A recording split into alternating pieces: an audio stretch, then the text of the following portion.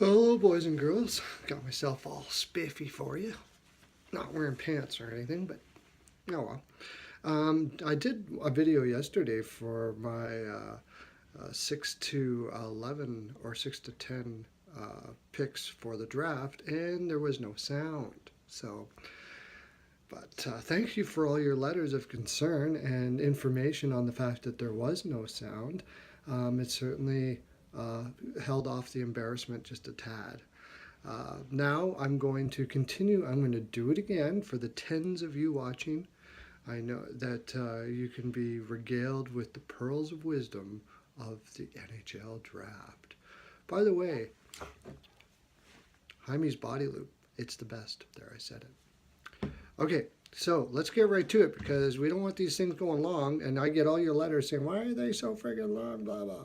Okay, so we're going to go with Rasmussen in number 10. I'm taking Michael Rasmussen number 10 simply because I'm afraid of his offensive upside. Um, and when you have big bodies like this, they have a tendency, it's hard to judge how they're going to be in the NHL because they're like men playing against boys. Uh, it's a little, that's basically the reason why I have him as low as I do.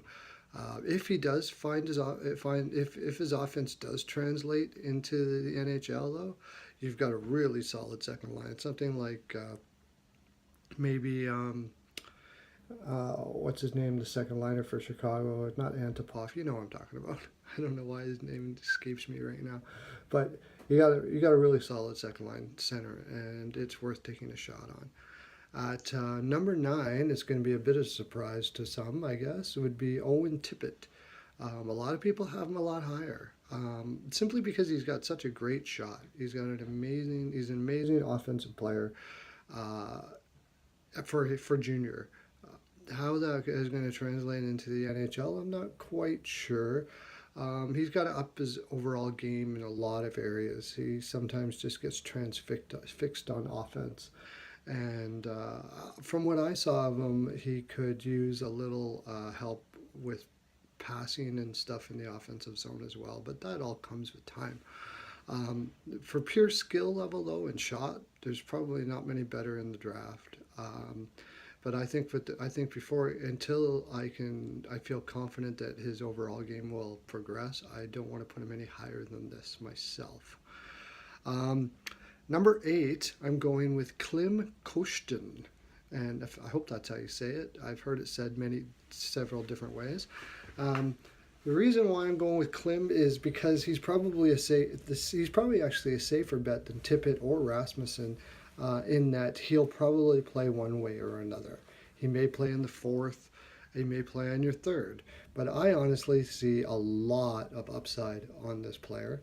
I think I was reading one where they had him like the type of player of like Brown. Um, yeah, I agree with that to a certain extent, but I think he's got more offense than Brown. Think of Brown if Brown could put 60, 70 points up on the board, or at least 50 on a regular basis now. I think his upside could be that high. That's why I have him this high. Um, there has been some um, problems or question of whether he's going to come to play here and he's going to stay in Russia. So that keeps his value down a little bit. I almost could put him higher. I'm not high on this fellow. Uh, Number 7, I am going with Velarde. And Gabe Velarde, the reason why I have him lower, like I've seen him number 3, and I can see the reason for that. Um, but the reason why I don't have him quite as high is simply because his skating. Now has very high end intelligent player. He's also extremely good passer. His skill level in every other sense is top of the line, really solid, and he is an ultimate professional, extremely hard worker. He could be captain of a team. for sure. He's that kind of material. So that's the reason why I can see him that high. But in a game where speed matters so much, there's far more players that don't make it because of their skating than there are uh, players that make it through. You know, Joe Thorntons just don't come every day. And I don't think he has a skill level quite the level of Thornton. So he's a bit of a risk in that sense, but he'll probably play in the league for sure. At what capacity? Maybe not the capacity that the people that are saying taking him number 3 would take him at. But like I said, I can see why they would take him number 3 because he could make it to just in his heart and determination alone. And that really is what sells, I think, a lot of scouts on him. At number 6, I am going with Mittelstadt, Casey Mittelstadt. This is probably another one that people are going to find low. A lot of scouts will find that I'm putting him low here.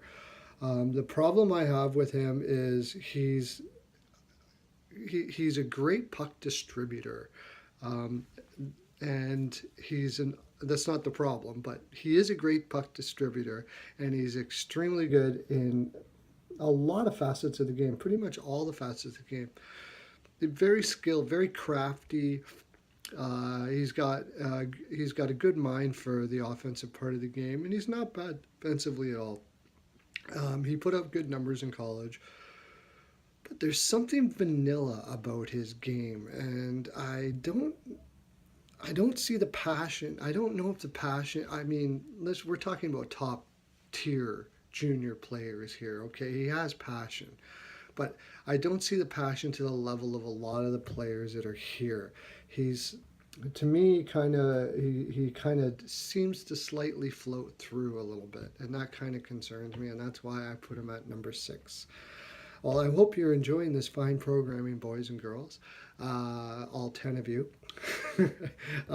Please, if you would, head to my other videos of my NHL Pearls of Wisdom.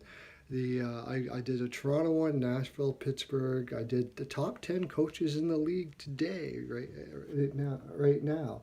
And if you're wondering why you watched all this video from a guy you don't know, go back to my old videos last year and you will see how accurate I am, which is very much so. I got 1 to 5 coming up next. That's my full 42%. That's all I got for you. Lots of love to you.